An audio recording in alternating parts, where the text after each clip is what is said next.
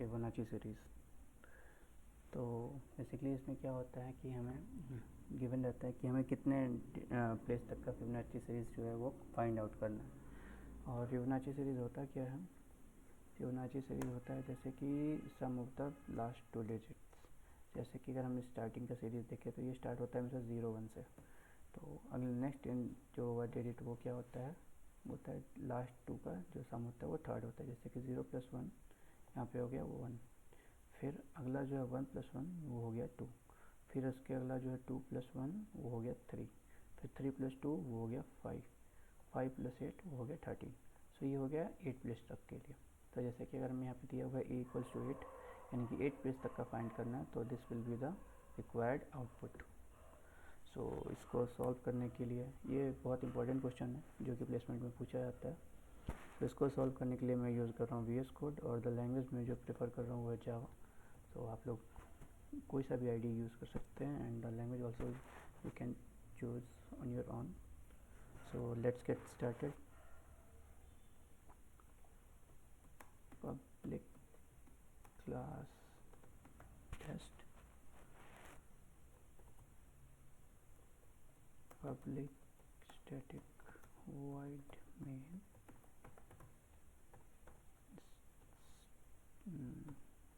string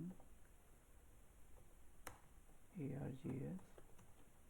हमारा int क्या है, हम लेट से अभी 8 प्लेस तक के लिए चेक करते हैं। ओके, हमें इसमें क्या करना होगा, इसमें हमें एक एरे बनाना पड़ेगा जिसको स्टोर करने के लिए। So int arr equals to new int, जिससे कि हम इंट क्रिएट करते हैं न्यू इंट की वजह से हेल्प से जावा में। और ये इसका साइज़ क्या रहेगा, सिमिलर साइज ए का। जैसे कि अगर हमें 8 प्लेस तक का फाइंड करना है तो इस एरे का साइज़ भी जो होगा वो 8 एलिमेंट स्टोर करने के लिए होना चाहिए, इसलिए यहाँ पे हम ए यूज़ करते हैं। एक और वेरिएबल हम लेते हैं बी, जिसका कि हम इनिशियल रखते हैं 0। और एक वेरिएबल लेते हैं हम सी, जिसका कि हम रखते हैं इनिशियल वैल्यू 1। क्योंकि फिबोनाची सीरीज़ में क्या होता है कि स्टार्टिंग के जो 2 वैल्यूज़ होते हैं 0 और 1 ये हमेशा फिक्स होते हैं। तो ये हो गया 0, ये हो गया 1। और तो इसमें क्या करेंगे हम, जो होगा हमारे एरे में वैल्यूज़, तो इसमें क्या करेंगे, वैल्यूज़ जो होगा उसको हम असाइन कर देंगे। जो इनिशियल वैल्यूज़ होंगी 0 और 1 के वो हमेशा फिक्स होने हैं। तो arr 0 equals to B and arr 1 equals to सी।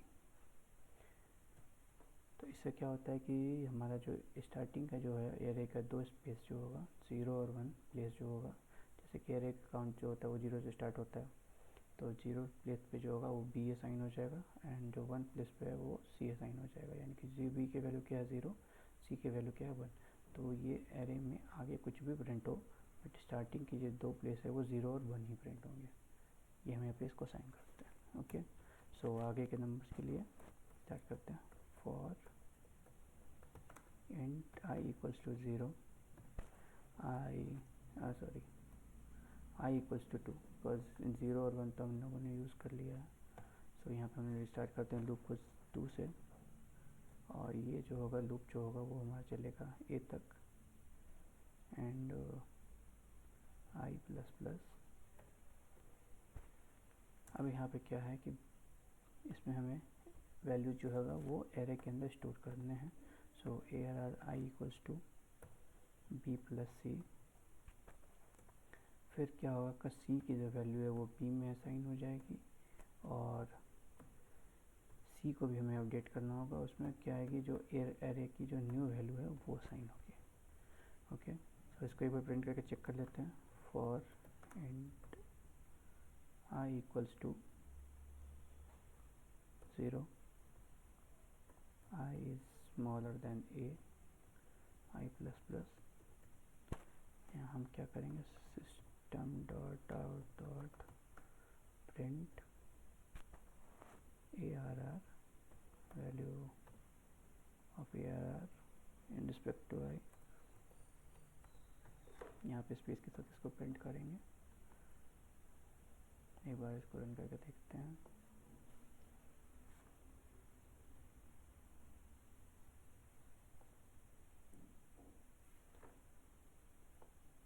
हमारा एक्सपेक्टेड आउटपुट जो था 0 1 1 2 3 5 8 13 सेम आया। देखते हैं कि इस कोड में एक्चुअल में हो क्या रहा है। इसमें क्या है कि हमें इनिशियल्स के, जैसे मैंने बताया कि इनिशियल्स के दो वैल्यू जो है वो फिक्स होने हैं, 0 और 1, क्योंकि फिबोनाची सीरीज जो होता है वो स्टार्ट ही होता है 0 और 1 से। अगला एलिमेंट जो होगा वो इन दोनों का सम होता है, यानी कि 0 + 1 = 1। उसके बाद अगला क्या होगा, उसमें क्या होगा, जैसे ये हुआ उसके बाद इसकी जो वैल्यू होगी वो चेंज हो जाती है। फिर इन दोनों को ऐड करते हैं, 1 + 1 2 हो गया 2, फिर लास्ट 2 यानी कि 2 + 1 = 3। तो इसको कोड के फॉर्म में लिखने के लिए हम यूज़ कर रहे हैं यहाँ पे। पहले तो इन दोनों को हमने असाइन कर दिया, एरे ऑफ 0 एंड 1, वो हो गया वैल्यू हमारा 0 और 1। अब बचे हुए वैल्यूज़ के लिए क्या करते हैं हम कि सबसे पहले फॉर लूप यूज़ कर रहे हैं। फॉर लूप कहाँ तक रन होगा हमारा कि हमें किस प्लेस तक का, कितने प्लेस तक का फाइंड करना है। जैसे कि हमें यहाँ पे 8 तक का फाइंड करना है तो ये 8 तक रन होगा।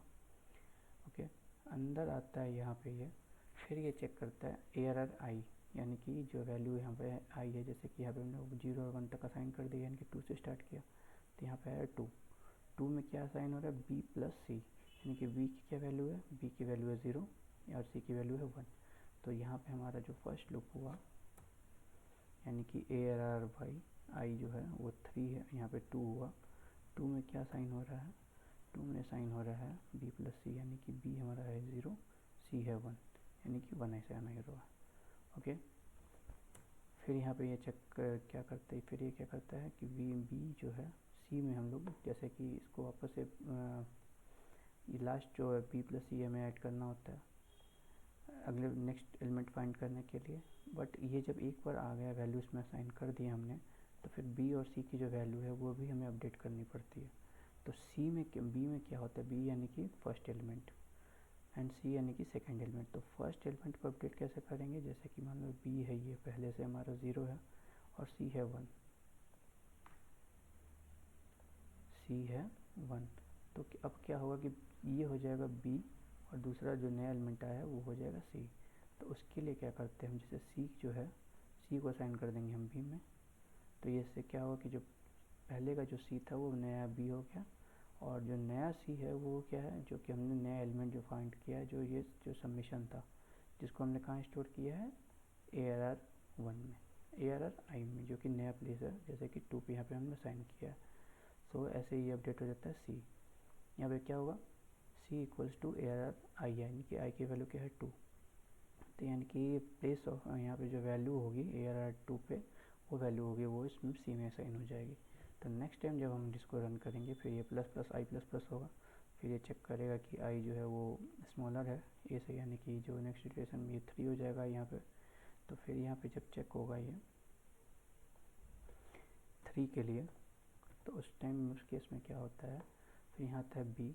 तो जो नया वाला जो B है, यानी कि जो पुराना जो हमारा B ये है, ये हो गया है B, और जो C है वो हो गया है जो हम लोगों ने यहाँ पे फाइंड आउट किया था 1, वो था, यानी कि इन दोनों का जो समेशन है वो मिला के यहाँ पे आ जाता है 2। सो ऐसे ही ये कंटिन्यू होता है और लूप्स आगे बढ़ते जाते हैं, और लास्ट में जब यहाँ पे आएगा ये चेक करेगा, जब ये फॉल्स होता है 8 पे आके, तो यहाँ पे लूप से बाहर आता है, और उसके बाद ये प्रिंट में आता है। तो फिर ये प्रिंट कैसे करता है, प्रिंट करने के लिए भी हम लोग को यहाँ पे फॉर लूप यूज़ करना पड़ रहा है, क्योंकि ये जो है ये है एरे। तो एरे को प्रिंट करने के लिए हमें फॉर लूप लगाना पड़ता है, तो वो भी हम नॉर्मल लूप यूज़ किया, जैसे कि int I = 0। ये लूप भी रन करेगा जब तक कि ये से वो छोटा रहे, और उसमें क्या होता है कि जो वैल्यू है वो ARR I, ये हम ऐसे प्रिंट करते हैं ARR I, इसके अंदर जो भी वैल्यू है वो प्रिंट हो जाएगा। और यहाँ पे हमने स्पेस यूज़ किया है हमें, क्योंकि एक लाइन में आउटपुट चाहिए था, इसलिए यहाँ पे हमने यहाँ पे प्रिंट एलन नहीं यूज़ किया है, यहाँ पे हमने स्पेस यूज़ किया है। सो ऐसे ही और इन्फॉर्मेटिव वीडियोज़ के लिए please like, share and subscribe the channel.